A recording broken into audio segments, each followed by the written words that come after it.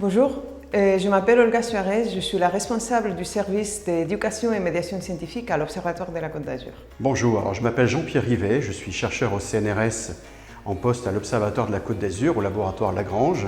Bonjour, je suis Philippe Benjoya, je suis professeur en astrophysique à l'Université Côte d'Azur.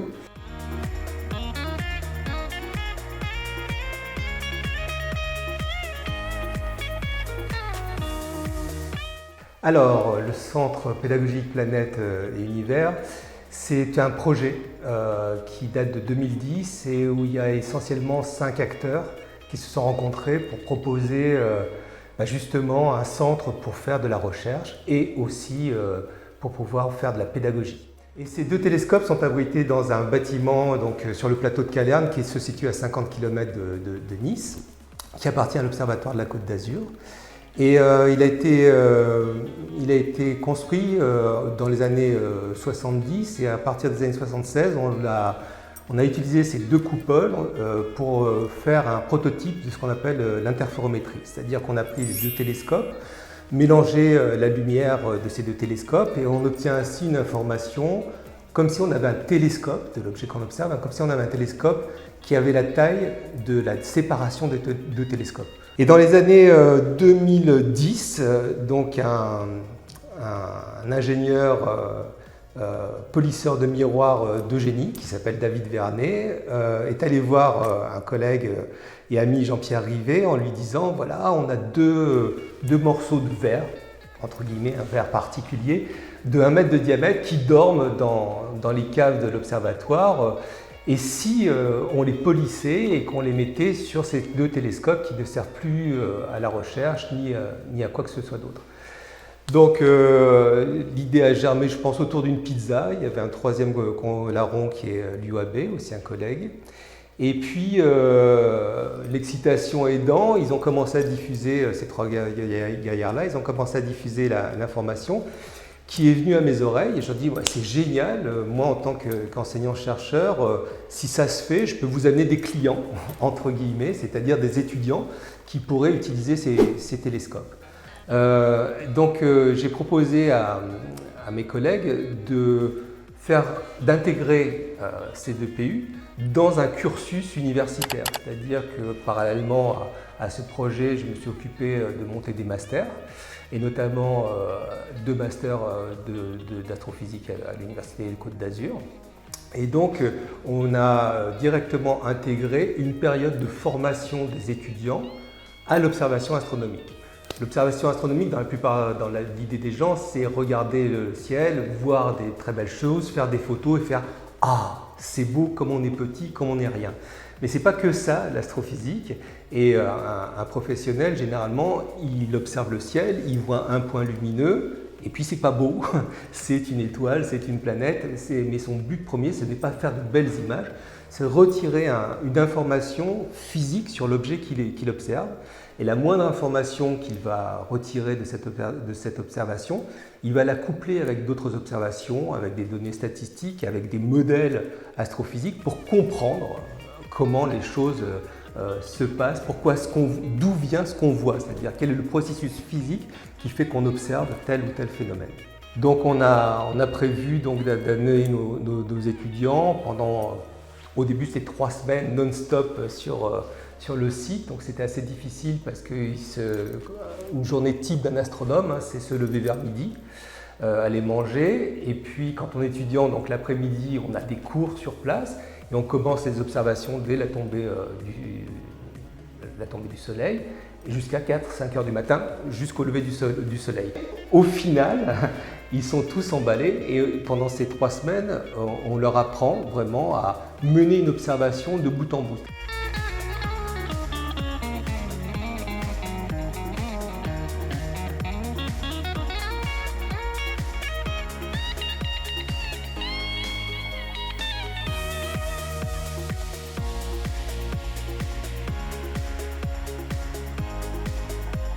Et on a ouvert aussi notre activité à d'autres universités, donc des universités nationales et des universités internationales.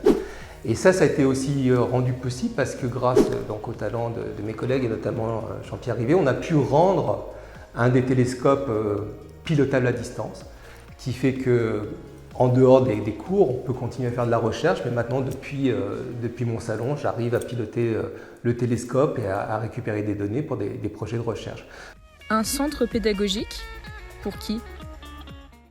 Et maintenant, on ouvre notre pédagogie à C2PU. La partie recherche, ça sera Jean-Pierre qui vous en parlera.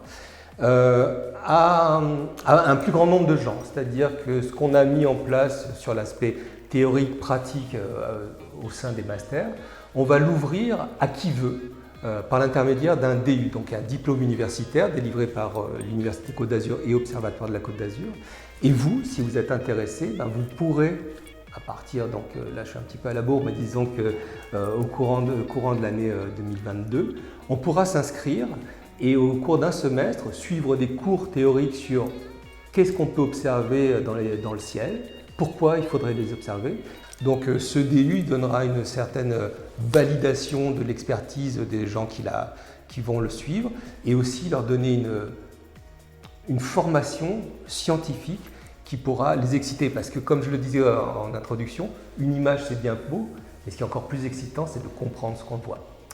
Alors, la recherche en astrophysique, c'est étudier des objets d'abord, c'est étudier les objets du ciel, des astéroïdes, des planètes, des exoplanètes, des étoiles doubles, mais c'est aussi développer de nouvelles méthodes pour observer le ciel. Et C2PU est actif sur ces deux domaines.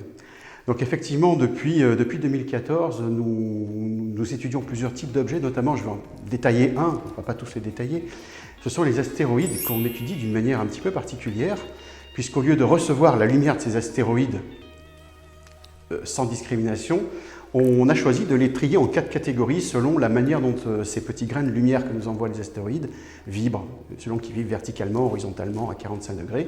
Et quand on a fait ça, on ne fait pas ça pour le plaisir bien sûr, on en tire des informations sur la nature physique de l'astéroïde. Je vous rappelle, c'est un petit bloc de roche ou de glace qui tourne autour du Soleil, qui peuvent donc passer plus ou moins près de la Terre.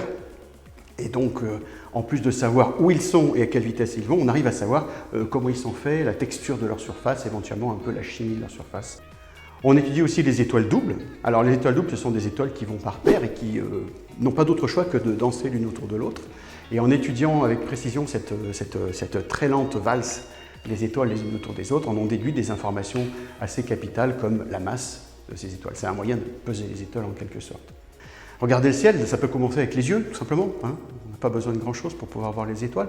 Mais plus on est curieux, plus on a envie de savoir des choses fines, plus on a envie d'aller au-delà des simples apparences, plus il faut développer des méthodes pour traiter les seuls messagers que nous avons, c'est-à-dire la lumière. À la différence du biologiste qui peut disséquer une souris ou qui peut voir évoluer sa colonie de fourmis, nous on ne peut pas toucher aux objets, ils sont loin. Tout ce qu'on peut faire, c'est recevoir leur lumière et traiter cette lumière convenablement. Donc on développe à C2PU plusieurs méthodes de traitement. L'une d'entre elles consiste simplement à purifier cette lumière des effets délétères de l'atmosphère. L'atmosphère c'est sympa, ça nous permet de respirer, mais en même temps ça perturbe les images et on a des appareils que l'on conçoit et qu'on met au point qui nous permettent de purifier un petit peu de ces défauts et d'obtenir des images plus propres, plus nettes que si on les regardait simplement avec un télescope tout seul. On a aussi mis en point depuis 2 ans une nouvelle technique assez subtile qui consiste à considérer effectivement que la lumière c'est des petits grains des petits grains d'énergie qui tombent des étoiles et du coup quand on les reçoit par 2 télescopes en même temps, on observe des espèces de liens de parenté entre les 2 télescopes et en étudiant ces liens de parenté entre les grains de lumière qui tombent dans les 2 télescopes, on arrive à en déduire des informations extrêmement fines comme la taille des étoiles. Et ça, la taille des étoiles, c'est quelque chose qui n'est pas si facile que ça à obtenir.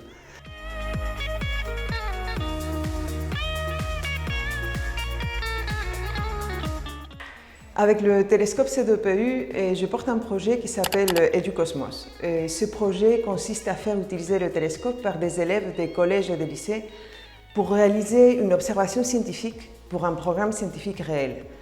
On fait ce projet depuis 2013, donc ça fait presque une dizaine d'années, avec une dizaine de classes par an qui participent, donc autour de 250 élèves par année.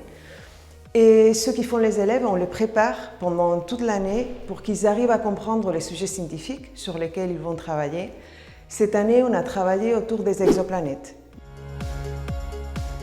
Ils apprennent à observer comme les chercheurs, les vrais, on va dire.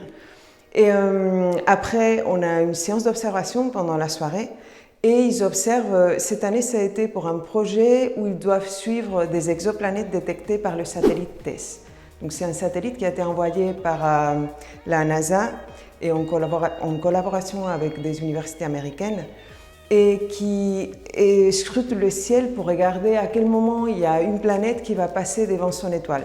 Donc quand ils le détectent, ils ont besoin d'un suivi sol, donc des télescopes, tout un réseau de télescopes qui est sur Terre, qui va suivre ces exoplanètes. Donc C2PU en fait partie depuis cette année et c'est les élèves qui font ce suivi de ces exoplanètes. En bref, C2PU, c'est quoi?